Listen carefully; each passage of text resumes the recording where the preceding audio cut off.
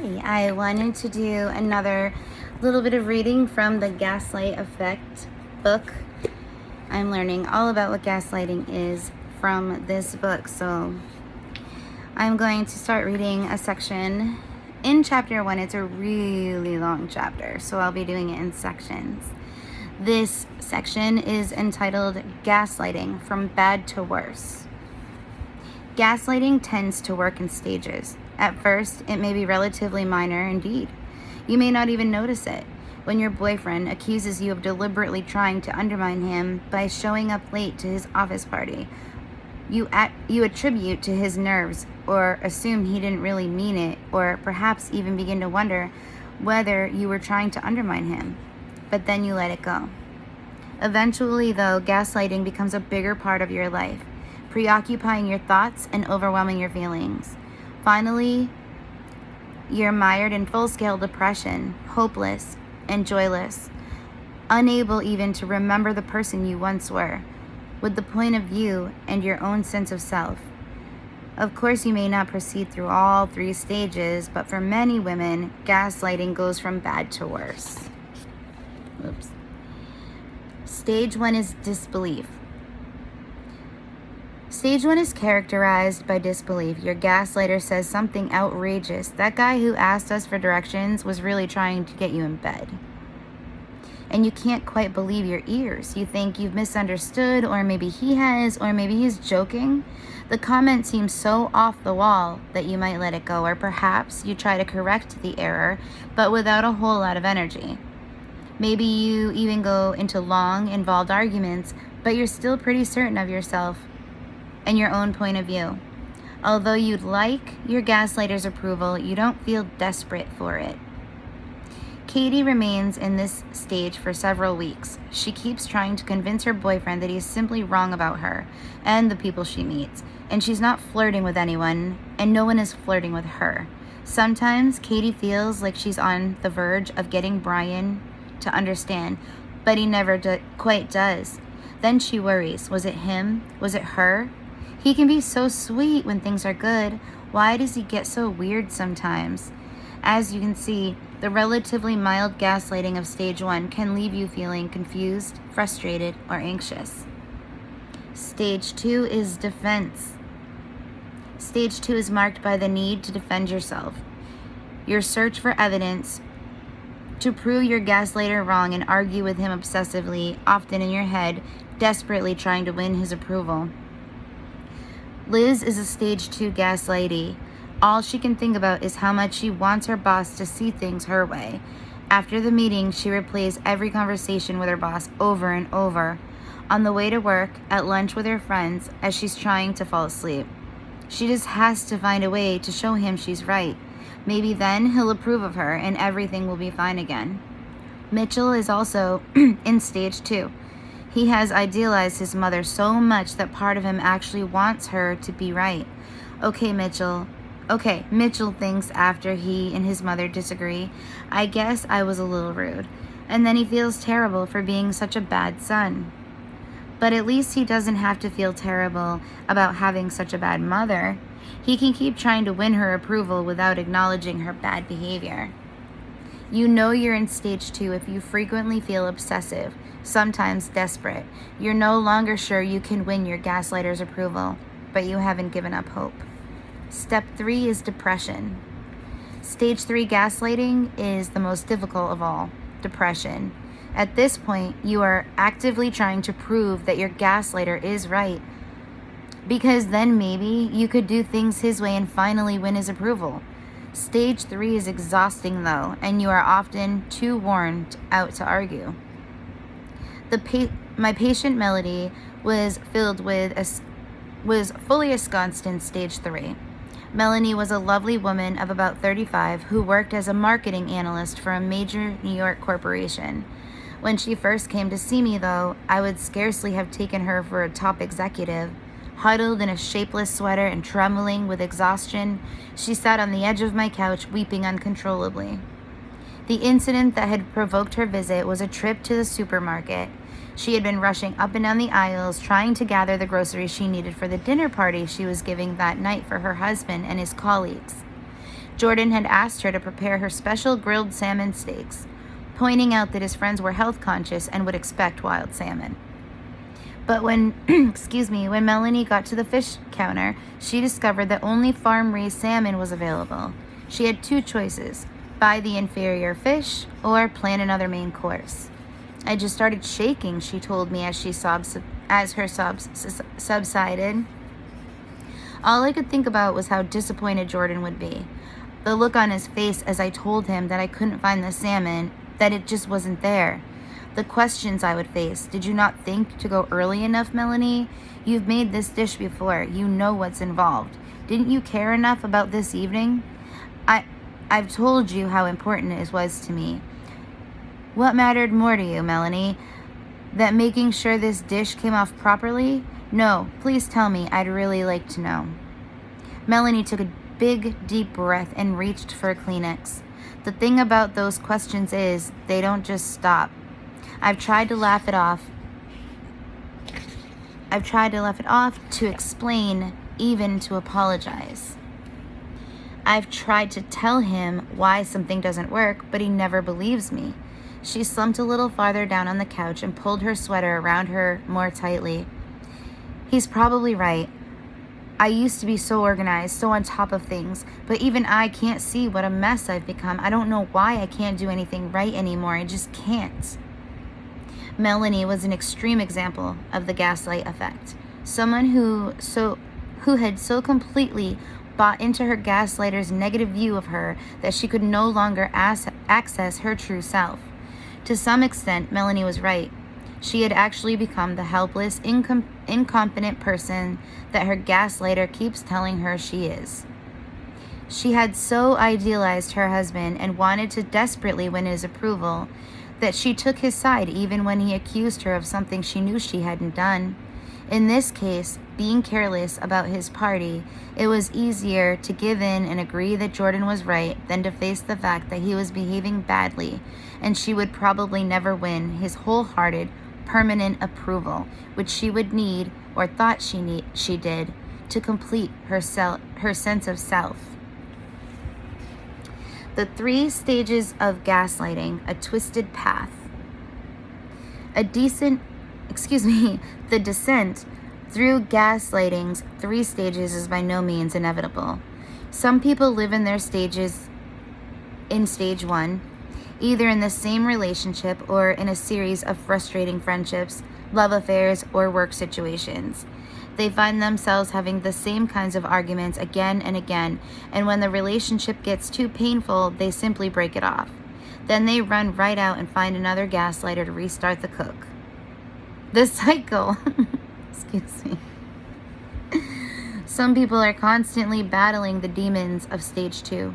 They can still function, but their thoughts and emotions are consumed by the gaslighty relationship. We've probably all had at least one girlfriend who can't talk about anything but her crazy boss, or her nagging mother, or her insensitive boyfriend. Stuck in stage 2, she can only keep having that one conversation over and over again. Even if all her other relationships are terrific, the gaslighting poisons everything. Sometimes a relationship, especially when in stage 2, alternates so that the partners take turns being the gaslighter or switch roles entirely. You may have permission to gaslight your partner about emotional issues, for example, telling him what he really means when he says or does something you don't like. He, meanwhile, may be allowed to lay down the law about your behavior in social situations, accusing you of talking too much at a party or making the guests uncomfortable with your political opinions.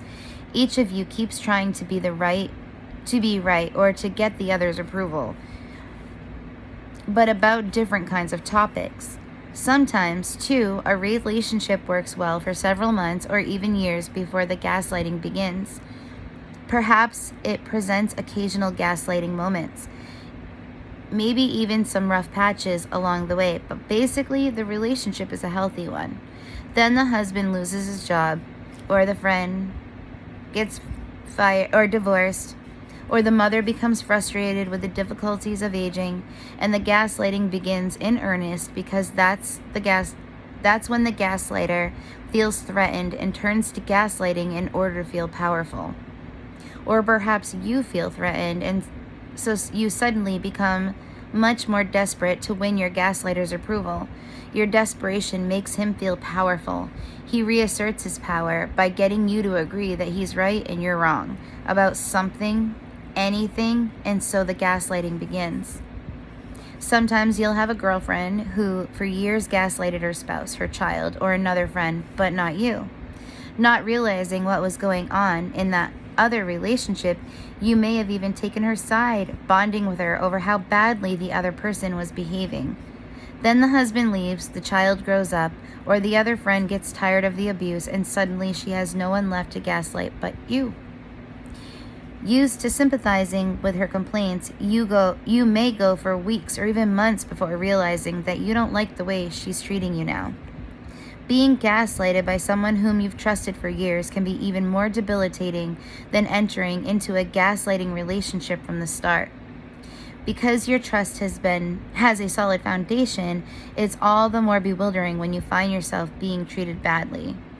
And you may even become more likely to blame yourself. How could the problem be him? It must be you. In any of the cases, gaslighting may remain at stage 1 or stage 2, at the stage 2 level, or go back and forth between them, and that's painful enough. When gaslighting proceeds to stage 3, however, the results can truly be devastating. By this point, gaslighting has rendered you hopeless, helpless, and joyless, incapable of making even the smallest decision, wandering around in a vast, uncharted desert without maps or landmarks. You can barely remember who you were before the gaslighting relationship began. All you know is that there's something terribly wrong, probably with you. After all, you were a really good person, a really competent person. You'd like to win your gaslighter's approval, wouldn't you? After treating dozens of women who struggle with this pattern and even experiencing it myself, I can attest to the fact that the gaslight effect is truly soul-destroying. Perhaps the worst moment is when you realize how far you've gotten from what you used to consider your best self, your true self. You've lost your self-confidence, your self-esteem, your perspective, your courage. Worst of all, you've lost your joy. All that matters to you is getting your gaslighter to approve you. And by stage 3, you're beginning to understand that you never will. 3 types of gaslighters. Gaslighting comes in many forms. Some of it looks like abuse, but some of it can look as though your partner is being a good guy or even a romantic lover. So let me give you a few ideas of the shapes gaslighting can take. Just take a look here. Okay, the glamour gaslighter, when he creates a special world for you. Suppose your boyfriend hasn't called you for 2 weeks. Even though you've left him several messages, then when he shows up, he's carrying a huge bouquet of your favorite flowers, a bottle of expensive champagne, and tickets to a weekend in the country. You're angry and frustrated. Where was he? Why didn't he return your calls? But he refuses to accept that there was anything wrong with his unexplained absence and insists that you join him in enjoying this romantic occasion he's just created. Like all gaslighters, he's distorting reality and demanding that you agree with his distorted view. He's behaving as though he's done nothing out of the ordinary, acting as though you're the unreasonable one for being upset. But the glamour and romance may cover up how badly he's behaving and how distressing you first found it. You were when you first found it. That's what I call a glamour gaslighter. Some guys engage continuously in this type of gaslighting. Others, like Katie's possessive boyfriend Brian, may try this type of glamour and move only occasionally after a particularly upsetting fight, perhaps. Either way, glamour gaslighting can be very confusing, and you know something is wrong, but you love the romance. So if you can't get him to agree with you that there's a problem, then you start to agree with him that everything must be fine. As I look back at my own relationship with a glamour gaslighter, I have the sense of having fallen under his magic spell, entering an enchanted world where my beloved and I were the luckiest lovers in the world that the world had ever known. The gaslighter is often at his charming best at the beginning of a relationship, and the very qualities that cause trouble later on can help him make a good impression in these early stages. He lets you know you're the most wonderful woman in the world, the only one who's ever understood him, the fairy tale princess who magically transformed his life. He'll transform your life too, he implies or even promises. He'll shower you with affection, take you to wonderful places, sweep you off your feet with gifts or intimate confessions or sexual attention of a kind that you've never known before. You feel close to him, wonderful, special. He glows, and you glow with him. For women who believe that falling in love can be magical, and who among us doesn't believe in that sometimes? The glamour gaslighter can be the most attractive man in the world because he's creating that magic, and that's his specialty. Okay, so what's wrong with this picture? Certainly falling in love can be a magical experience, and I'd be the last to discourage you from enjoying a new romance. Sometimes, though, the men most skilled at creating magic are the ones who love mainly the idea of a relationship. They've had lots of practice setting the stage for their romantic dramas. All they need is their leading lady, and when you come along, you're practically handed a script and swept up into the grand production. This can be thrilling for a while. The fancy restaurants, the romantic gestures, the fancy restaurants, the romantic gestures, the intimate moments, the sex. This is the guy who likes being the leading man. Even in the early glamorous phase, you might spot signs of trouble that you choose to disregard because everything else is so magical. When Katie and Brian were first dating, for example, Katie loved Brian's romantic gestures.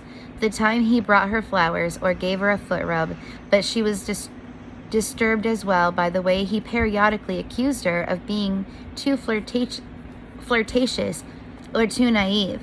Because she loved the romantic attention, though, she convinced herself that the accusations weren't important, that they'd disappear after Brian got to know her better, or perhaps even that she'd misunderstood them.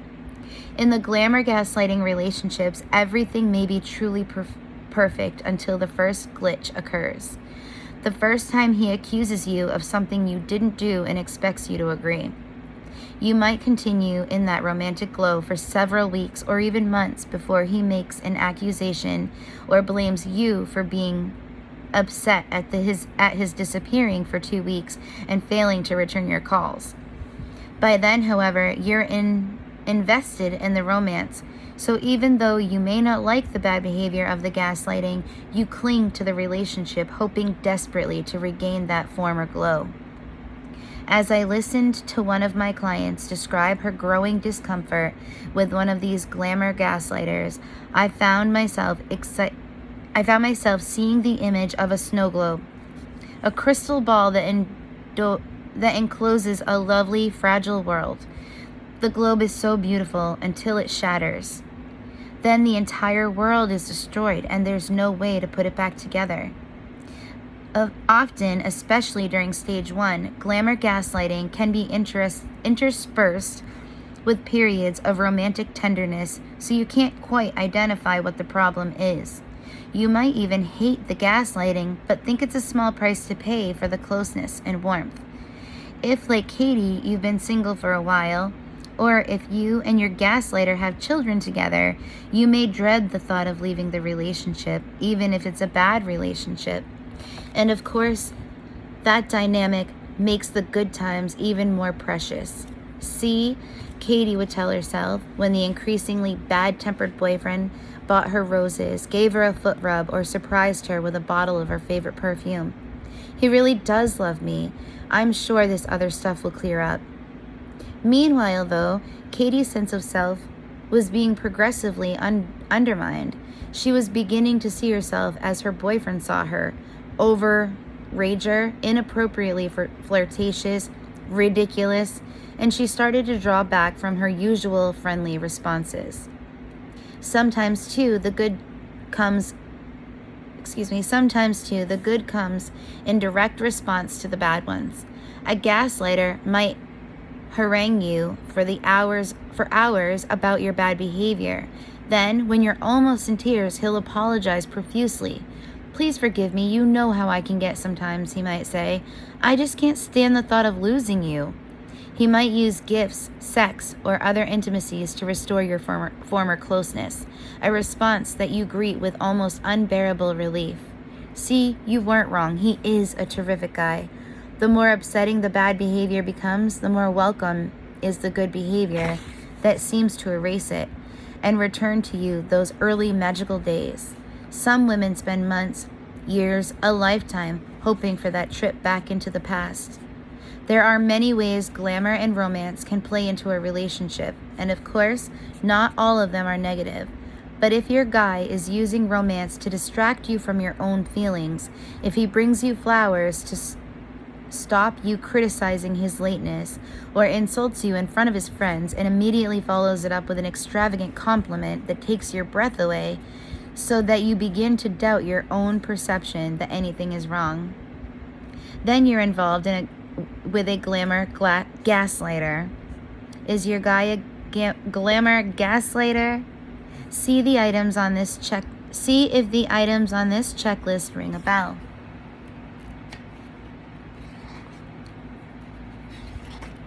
So I'm gonna list off some of the items on this list. Are you involved with a glamour gaslighter? Although some of the items on this checklist are negative, many are neutral or positive. But if you are concerned that your partner is using glamour to distract you from your feelings, even the positive items may indicate gaslighting. Do you often feel as though the two of you have your own special worlds? Would you describe your guy as the most romantic man I've ever known? Are your fights and disagreements typically followed by intense times of closeness or romance, marked by special presence, greater intimacy, better sex? Are your friends impressed by how romantic your guy is? Are your friends nervous about how romantic your guy is? Does your impression of your guy not match your friend's impression of him? Does he behave markedly different in public than in private? Is he the kind of guy who needs to charm everyone in the room? Do you sometimes feel that he has a whole repertoire of romantic ideas that don't necessarily fit your moods, tastes, or history together? Does he insist on being romantic sexually or otherwise when you said you already are not in the mood? Do you feel a marked discrepancy between your experience early in the relationship and your sense of it now? P.S. It's not only romantic partners that can be glamour gaslighters. Many bosses, colleagues, even friends and relatives can sweep us up into a wonderful fantasy world whose price is the gaslighting we prefer to ignore. So I will be back to I'm going to keep on reading about this glamour gaslighter. If your glamour gaslighter is a man and you're a woman, he may infuse every situation with his sexual charm, even if there's no chance that an actual sexual relationship will ever develop. In other words, he gaslights you by insisting that you act as though the two of you were involved in a budding romance, even though you know the relationship is not really a romantic one. A glamour gaslighter friend may draw you into the feeling that it's the two of you against the world, comforting you with the promise of friends forever, or flattering you by insisting how special you both are. That's the bait she uses to get you to put up with her gaslighting. Then, when you have to cancel your regular Sunday brunch because of a family emergency, she excuses you of deliberately undermining her and not respecting the friendship. If you two are deeply invested in a friends forever ideal, you may be convinced by her attempts to gaslight you. You thought you were attending to another priority, but perhaps you were undermining her. Likewise, glamour gaslighter relatives might romanticize the family, encouraging you to feel like a part of the special clan. That doesn't necessarily stop them from trying to get you to go along with their distorted view of who you are. Maybe they'll make statements like, oh, you're always making such a fuss, or I don't know why you can't be creative like your sister. And instead of calling them on it or silently disagreeing, you buy into their view of you because you so desperately want to be one of the family, or your agreement seems to be the price of admission. You may be invited to bond with a sibling, a parent, or another relative against the rest of your family, as though the two of you share a special world that no one else understands. Again, that's the bait that keeps you hooked. So when your gaslighter insists that you see things her way, you try to accommodate her. You're always such a scatterbrain, your mother or sister or special cousin may say. You don't agree with this assessment and actually feel quite insulted by it. But you so love the way it's you and her against the rest of the family so that you start to think perhaps you are a bit scatterbrained in order to keep that special bond. I've done that so many times. As you can see in all these cases, the basic formula for gaslighting is the same. Someone else insists that you go along with a point of view that you know isn't true, but you try to convince yourself it is in order to win that person's approval and preserve a relationship that makes you feel good, special, loving, capable. Your need for outside validation keeps you in the gaslighting relationship. Okay, there I'm really gonna stop. And I will pick up, I'm gonna try to do this every day, but realistically probably every other day. The next thing I'll read about is called The Good Guy Gaslighter, when you can't quite say what's wrong.